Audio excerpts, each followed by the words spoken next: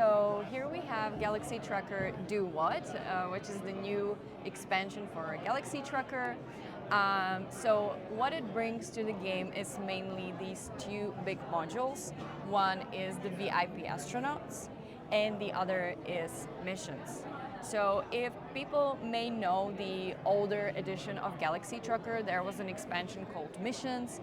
So we have redesigned some of the missions, but we have also brought new ones.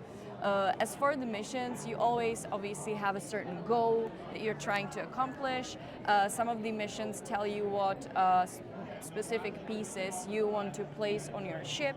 Some of them also tell you which supercards you want to put in the deck.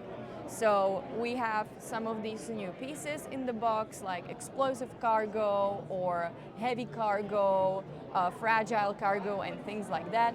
Pretty much all pieces that sort of can create more damage than usually in the base game.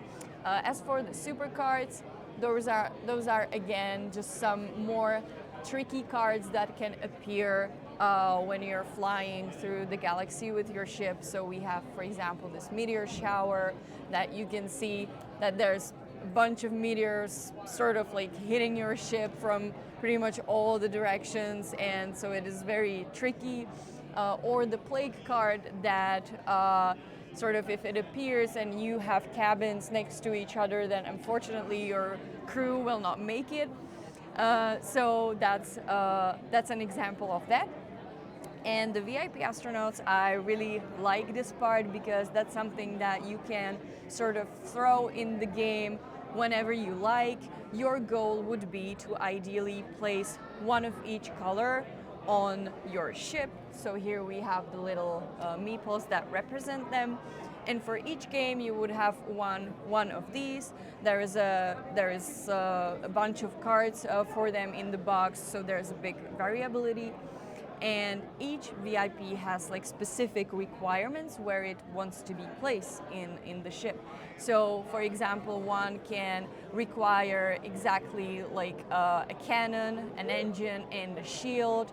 Or there's another one that wants just like cannons surrounding her, or another that wants like an unobstructed view of another cabin.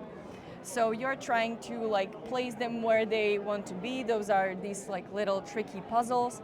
And if you manage to get them to the end, to the finish line, you will get some rewards for doing that.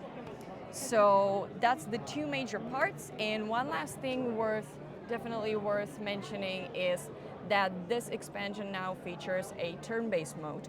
So for the players that are not really fans of the hectic first real-time part of building their ship, they can just play with this turn-based mode, and it's a lot more chill for them, let's say, than